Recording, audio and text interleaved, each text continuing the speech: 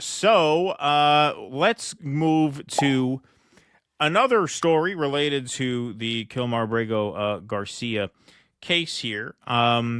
Democrats clash over how hard to fight Trump's deportations. That's right. So you saw Chris Van Hollen, Democrat, do an admirable thing.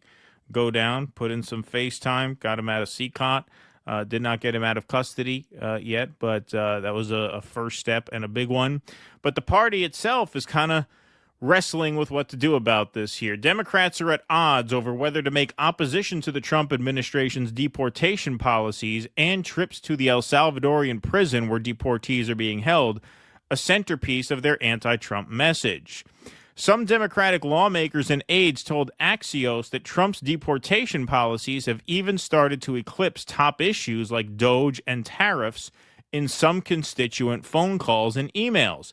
We got 247 calls on it this week, more than any other topic. Representative Mark Pocan, from Wisconsin, told Axios.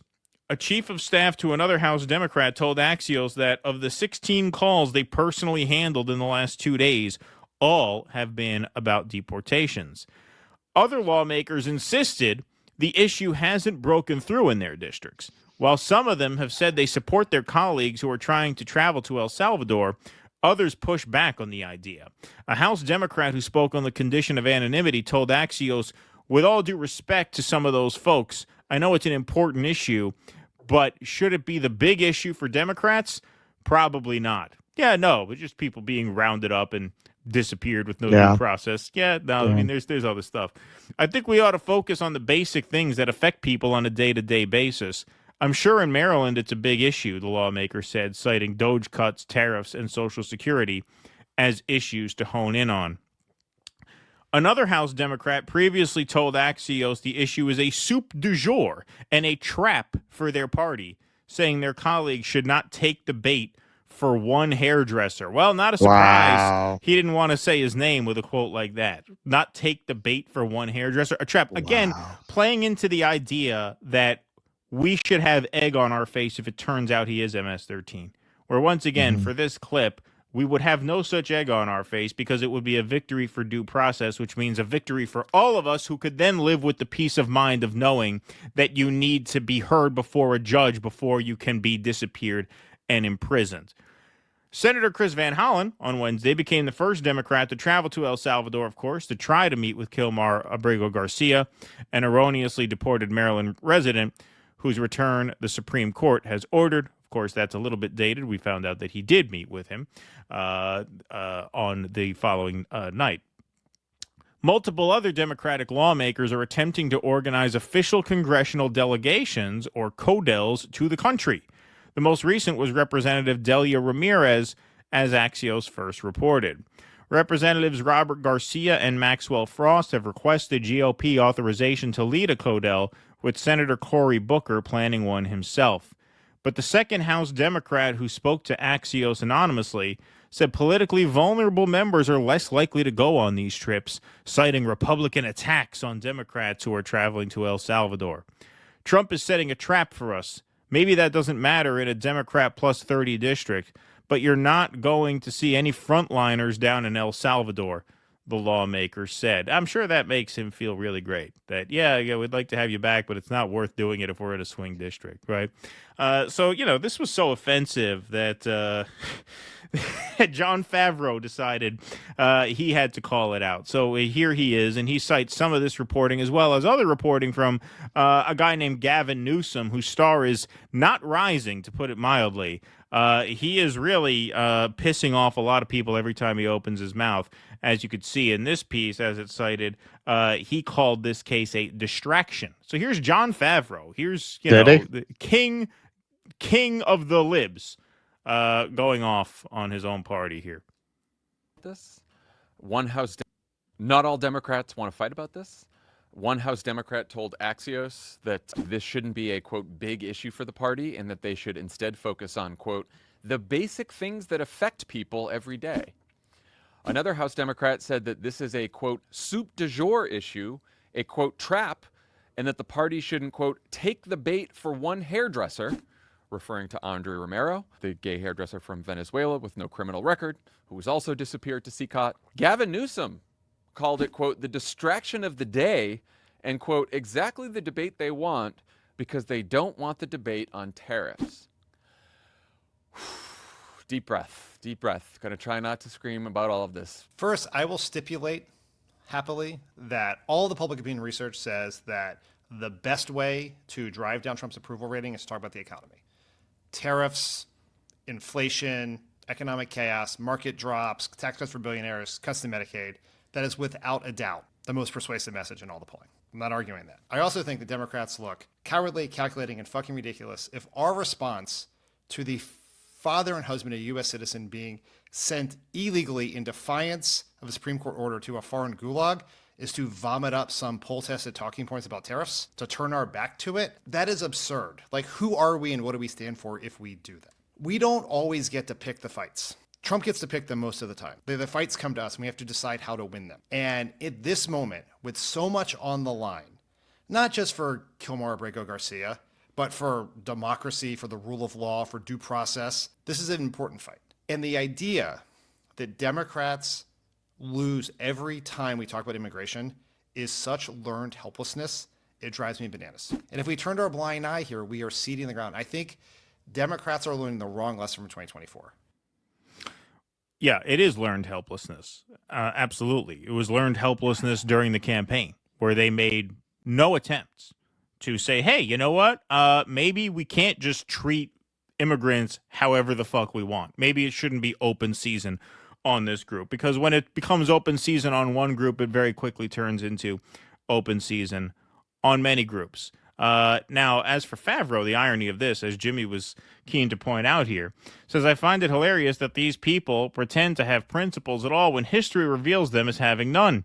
They only have them when Trump is president. These are the people who were silent when Obama repealed habeas corpus. And obviously, Favreau worked for Obama, so that makes it especially remarkable. The same people who looked the other way when Obama intentionally murdered a 16-year-old American citizen. No outrage about due process or democracy then. Well, worse in Favreau's case. He was writing speeches. He probably wrote a speech about it. In fact, these people mocked and dismissed anyone who was outraged about we drone bombed some folks. Well, yeah, the reauthorization of the Patriot Act in that way was extremely damaging. Chris Hedges, of course, sued Obama over indefinite detention of U.S. citizens approved in the NDAA. Now, what makes this especially dangerous here, and this is why I say, one thing paves the way for the next. This all started under the Patriot Act. Trump's counter-terror czar proposes terror charges for political opponents. Ken Klippenstein reports White House counter-terror czar Sebastian Gorka said today that Americans who are not on board with the Trump administration's immigration policy are on the side of terrorists. It's really quite that simple, Gorka said in a little-noticed interview with Newsmax. We have people who love America, like the president, like his cabinet, like the directors of his agencies, who want to protect Americans. And then there is the other side, that is on the side of the cartel members, the illegal aliens, on the side of the terrorists. Now, here's what he says there. He didn't stop there, going on to say this is tantamount to aiding and abetting, which he called a crime under federal law. And you have to ask yourself, are they technically aiding and abetting them? Gorka continued, because aiding and abetting criminals and terrorists is a crime in federal statute. So what he's implying there is that to advocate for due process is to aid and abet a criminal or a gang member. Now, you haven't seen this echoed throughout the administration, probably because it's fucking crazy. However, this is why this is so important. You have on the pro-Palestine protest. Well, no, but this is why it's so important. Like that core logic is there. They're trying to RICO the whole thing. Sure, but I'm talking about in terms of like felony charges. This is why this is really important, because you read that and you say, okay, well, that's crazy, right? A court would never charge someone for that, would they? I don't know. I'm sure there are certain jurisdictions where you might get courts crazy enough to do it. Could you be indicted by a grand jury for that? Could you be found guilty by a jury of your peers for that? Hey, they indicted the Newburgh Four, the most obvious entrapment victims I've ever seen. It's unbelievable how they were voted guilty by a unanimous jury. So anything can happen. Is this likely to happen if you're tried in court? No. Which is why this is so important, because what they did to Abrego Garcia was not try him in court. They put him on a plane and shipped them out, which means no matter how ridiculous the accusation, you don't get a hearing if they can get you out of town fast enough, faster than a court can put the brakes on it. That's what makes that really terrifying. That's what makes this whole case really terrifying. And so Chris Van Hollen responds to the coward Democrats, those of them who were saying, nah, this is not our fight. The tariffs poll better than this, so we should just kind of keep our powder dry. In the face of that, in the face of the counterterrorisms are floating criminal charges for just doing what Van Hollen's doing. I mean, this is what Van Hollen's doing. Van Hollen's vouching for his due process, and he's saying that's aiding and abetting. Now, you may think it's far-fetched, and it is far-fetched, but things have a way of moving quicker than you think. So here's Van Hollen responding to these fellow Democrats in the party who really don't want to touch this issue. Fellow Democrats like Gavin Newsom say that it's a mistake to have this fight when the economy really is the issue that Democrats should be focused on. He said it's the distraction of the day, the art of distraction, and how is it so that we are looking like we're defending, someone who's out of sight, out of mind in El Salvador? Do you see an argument that the focus on this, regardless of due process, which is totally understandable, but just on the politics, might not be winning for you? I don't think it's ever wrong to fight for the constitutional rights of one person, because if we give up on one person's rights, we threaten everybody's rights. And I think a lot of voters, both Republican and Democrat, are tired of elected officials and politicians who just put their finger to the wind. And I would say that anyone who's not prepared to stand up and fight for the Constitution doesn't deserve to lead. That's a pretty pointed statement against Gavin Newsom, who at one point was considered a front runner for the nomination. I said when the fires broke out, I think that's it. I think he's toast. And there's no coming back from that. And everything that he's done since, he's just dug himself a deeper hole because that was beautifully put. Yeah, no, if you can't stand up for this, you're not a leader. If you cannot get in front of this issue and say, of course, we don't disappear people based on vague accusations, then yeah, you're not a leader. And for the Democrats who are really anxious about polls, Max Blumenthal puts out a tweet. Now, this kind of shows you the cultish nature of MAGA here. He says a large majority of Republicans believe the president should obey a court order, even if he disagrees with it. But when told the president is Trump and that he's seeking to deport people, their numbers completely flip in support of disobeying the court. So we're going to zoom in here. That's incredible. So we get a closer look here. So on the question of the president should obey federal court rulings even if he disagrees with them, 68% of Republicans say yes, the president should obey the court even if he disagrees with them. But then if you look, Trump should keep deporting people despite a court order to stop. 76% of Republicans agree that yes, he should defy the court. That's pretty amazing. But the bigger takeaway here is that on the issue overall, this is an issue where most people understand the danger of this. 56% of people say no, Trump should not continue deporting people if the court tells him to stop. Now, 40% say he should, which is, that's a big number considering how terrifying the policy is.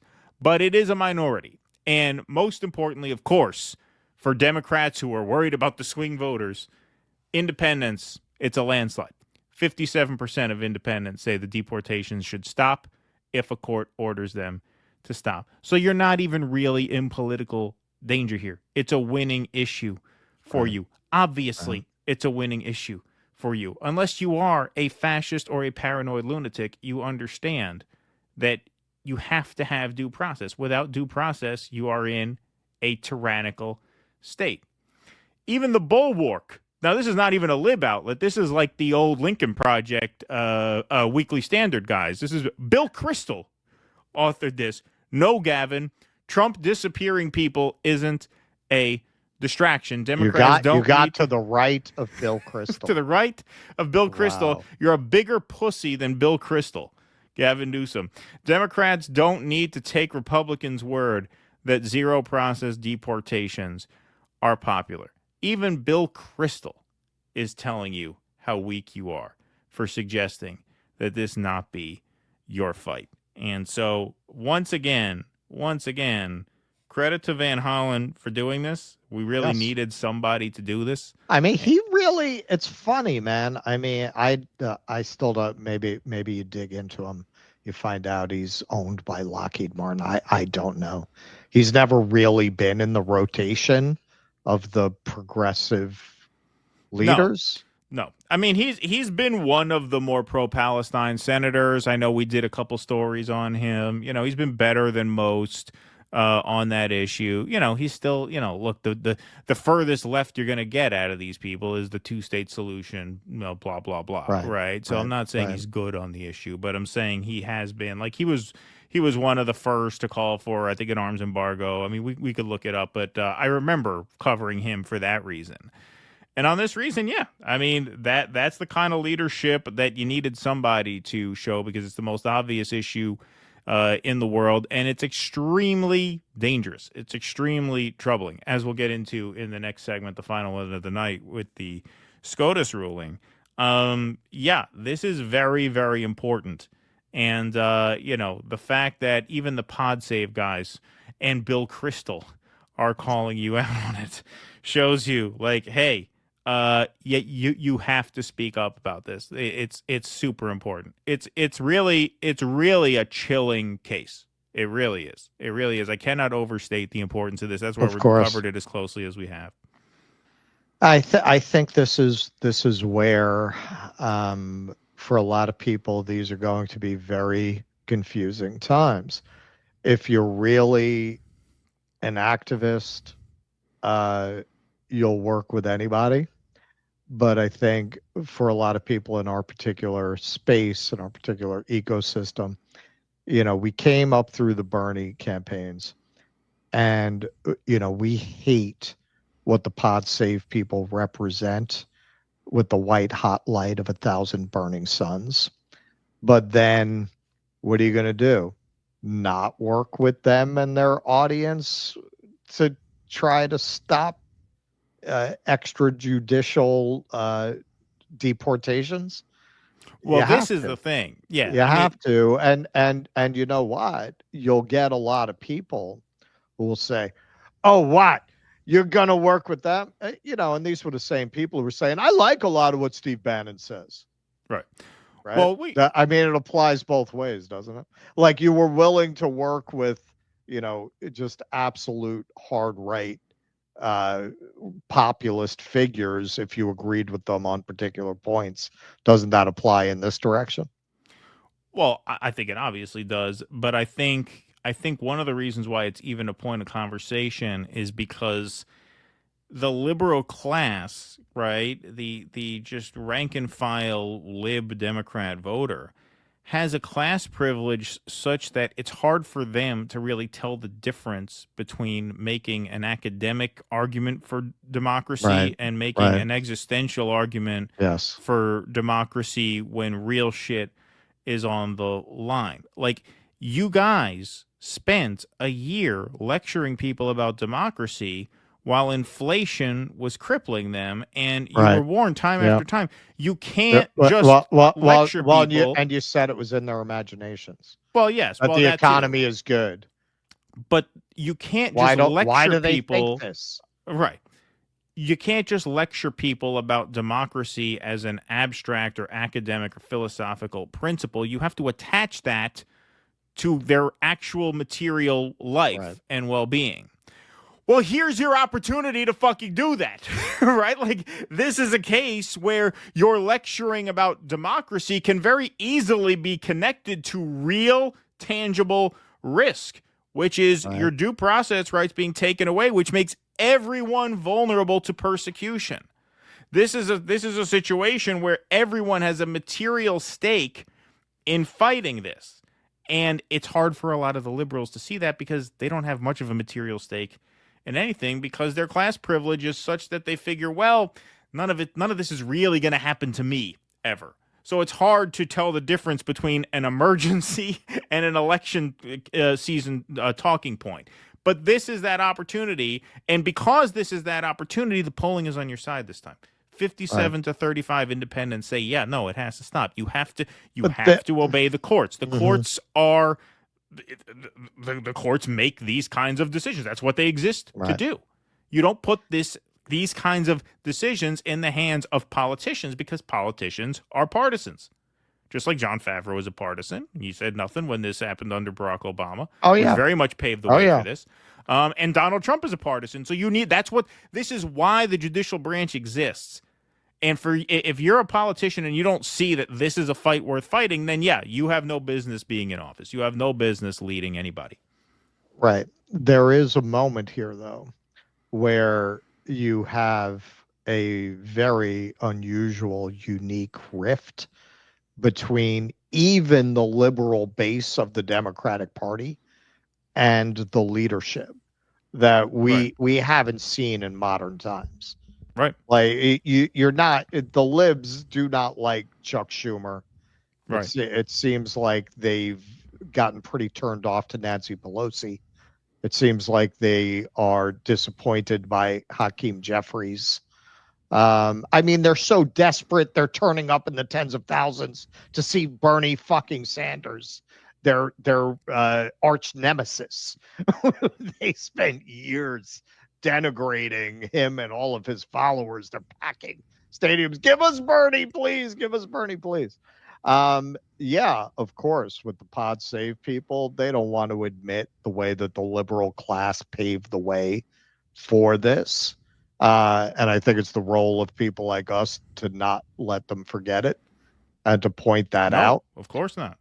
But in these times, we're going to face some very strange bedfellows, just like we did under the libs when we were arguing against censorship of the internet and all the Twitter files came out. A lot of the people who were sympathetic to the arguments were people that we don't necessarily agree with ideologically.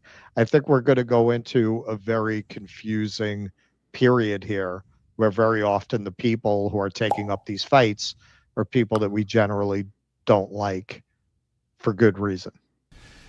Please clap.